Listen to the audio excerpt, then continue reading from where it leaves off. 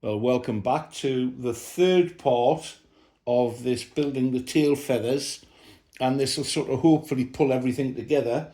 In the last video, I talked through and explained why I was changing things slightly on this design, and I'm very happy with the result. It's very rigid, which is what I need. And you know, I'm not doing down Vic Smeed. He was a great designer.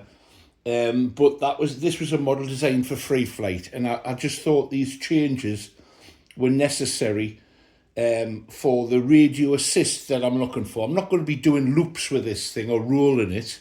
I might do a loop, I suppose. I'm going to trundle it round in the air and just relax and enjoy it. That's what vintage flying is for me. But let's get this cleaned up, and that's going to involve making a mess.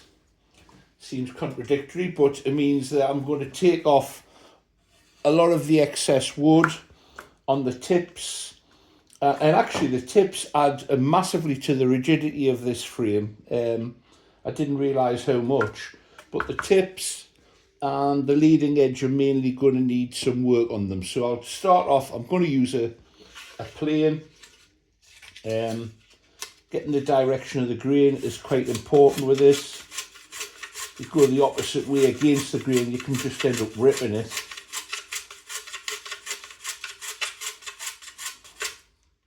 Quite relaxing, isn't it? You've just got to make sure you don't go so crazy you get carried away and there's nothing left. Got to know when to stop. I'm stopping there before I go all the way down. When I built the Junkmeister, the kit, which was a Svensson Belgium kit, simply contained large lumps of balsa, and he basically give it a shake, glue it together and sand it, and there's a model in there. There was huge amounts of shavings everywhere because the cowl was just made up of, I think, about 8 massive blocks of balsa. Very old school, but a joy to make, you know. Doesn't purport to be an exact scale model.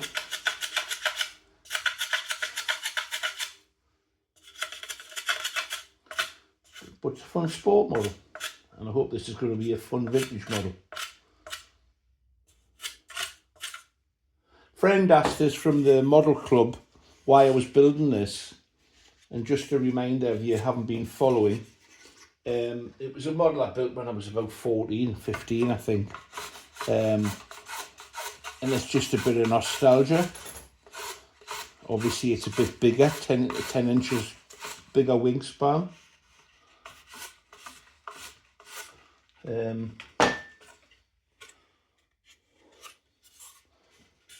Which I think will just give you a bit more leeway in where you can fly it. So that's the tips roughed out. Saw that end off there.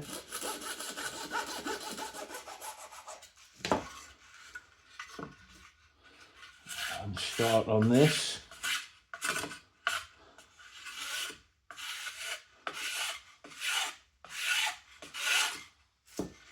There's quite a bit to take off the leading edge.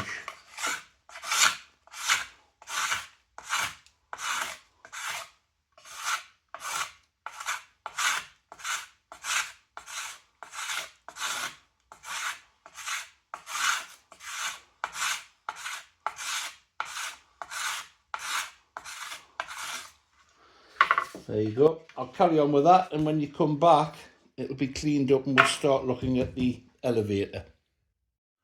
Well, that's what it looks like after you've removed the excess wood.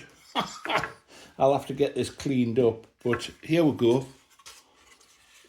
Rounded, cleaned up, sanded. And once I've cleaned this workspace, so I can see what I'm doing, we'll make the elevator. There we go. So to make the elevator and the centre section, I'm going to make it all in one go. I need to make it by laminating, and then I'll sand to section before I fit it. So I've just marked off the width that I'm looking for. and I'll use the scraper. This one's made by Balsa Stripper, Master Air Screw. I'm sure there are other makes available, as they say, and I'm sure now that this could be 3D printed.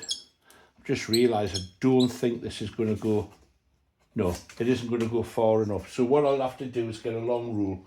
Just bear with me a second. Here we go then, longer rule available. This will do the job.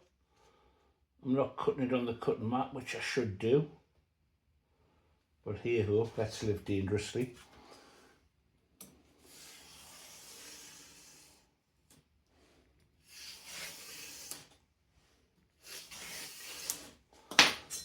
One length.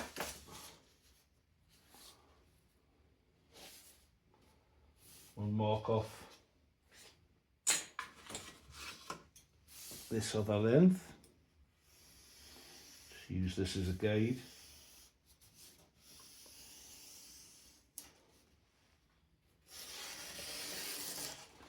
And I'm going to glue this together. There it's set. Coffee time. Then I'll shave it down to profile, and that will make up both the elevators either side and the centerpiece, and then we'll fix this little torque bar. So I'll glue that up. Nothing exciting to see there. Once it's glued, we'll get it shaped. This has had time to dry now. So the first thing I'm going to do is to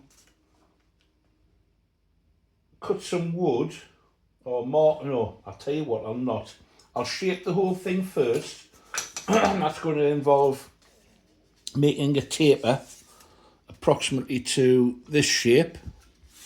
So I'm right-handed, so I'm going to turn it round and move this camera. And I'm going to plane it along the edge here. More shavings, folks.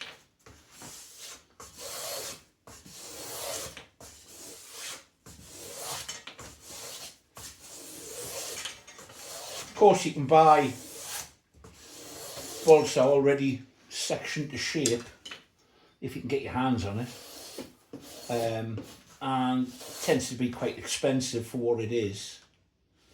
And the advantage of this is I can pick the timber out to be the sort of grade that I'm after.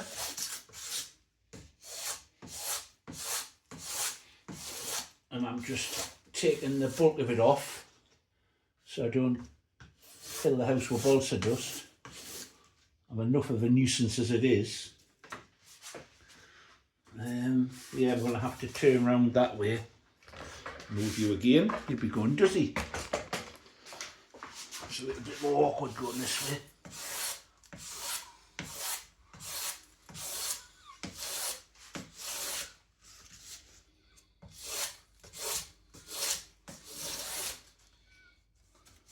It's fair ripping it off, which is what we want.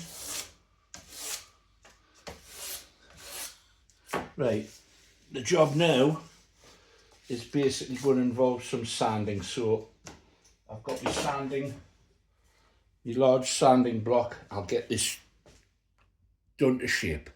Well, there we go, a few ounces of balsa dust later. I'll mark off this centre section.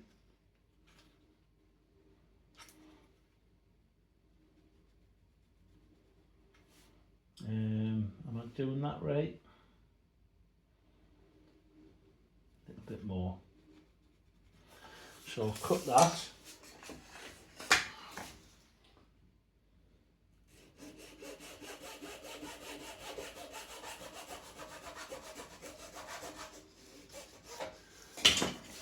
And then I need to cut an indent into it. First of all, I need to put the flat on it. Got a feeling I've taken too much off this, but never mind.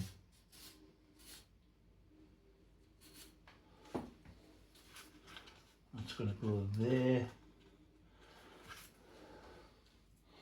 Now I'm going to cut a groove in here for the tubing, and then that's going to be epoxied in place. I say epoxy, I may use thick CA to actually hold it in position. That's going to be set in there. And then the whole lot will be glued on there. That's not going to work, is it? No, it's not, because that's not long enough. Excuse me. That needs to come out further. So I'll snip this off and cut a new piece so it comes out further and holds it properly. Bear with me. Just shows I'm human. Well, I've got one side done. You can see it there. And I've got another side to do. So all I do is put it and line it up.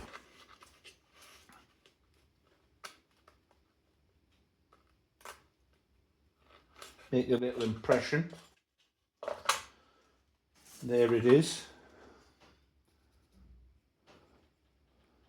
I'm going to drill a hole in there. If I can find, there you go. If I can find the drill on the table with all the wood shavings. Of course, Missy loves playing with wood shavings. She's having great fun chasing them around the living room that I've carried into the room as I walk around. I'd be in trouble. Right, cut a little V out here to allow for the wire.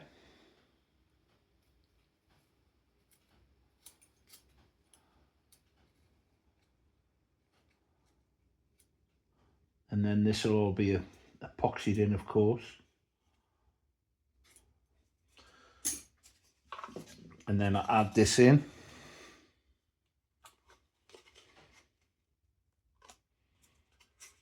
Like that. So now I need to put on a couple of these hinges, and I may change the type of hinges I use. I'm just marking off the position.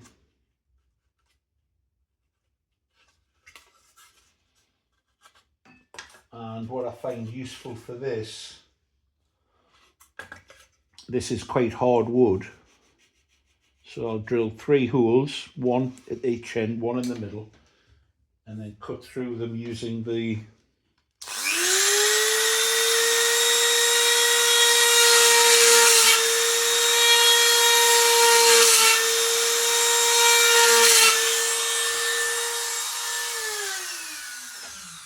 I just find that helps. And I just cut between the holes that I've drilled. Got to be careful. It's quite hard, this wood. I deliberately chose it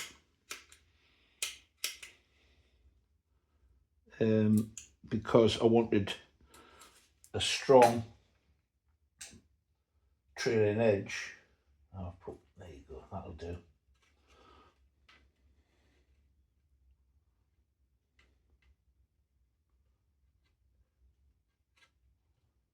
Is it going to go in? Yeah.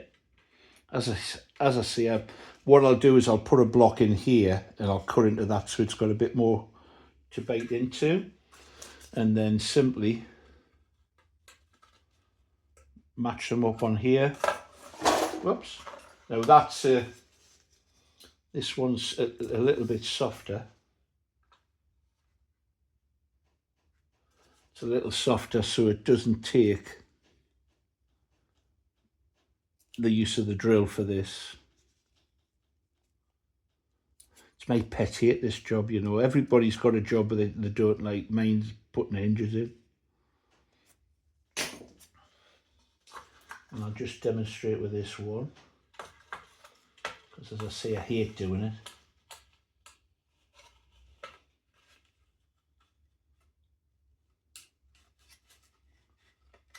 There we go.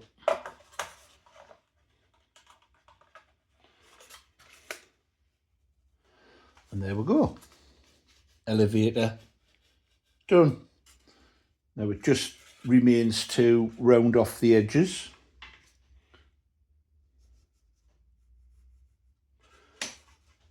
Just do that quickly to let you see what it's going to look like.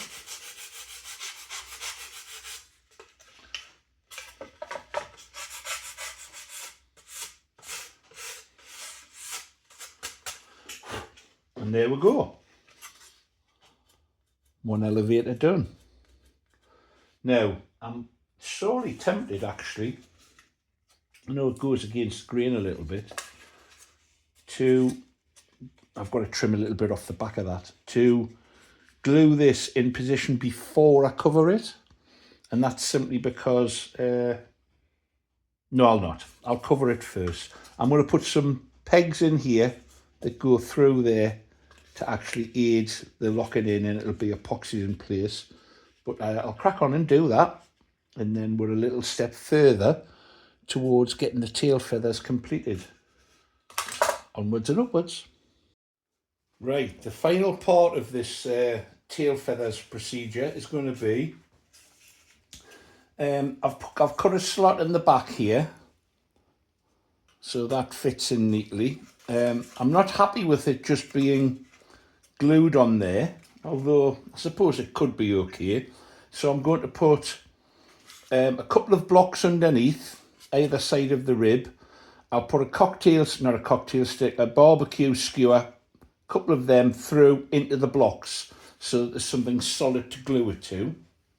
And I've decided that it's because of the run of the rear deck, it's just going to be too awkward to run cables and or a push rod over the top. So what I'm going to do is I'll put a block in here, put an L bend in, it comes down and through the tail surface into the fuselage, and then once everything's covered, I'll leave sufficient length on. I'll put another bend in that, and that'll exit through the side of the fuselage, and I can run a connector to that wire, depending on where I position the servos, whether it's towards the rear or towards the front. So the first thing I'm going to do is bend a piece of wire, make a block for there, drill it in so it can go in, groove it out and drill through the bottom. Let's crack on, get this finished.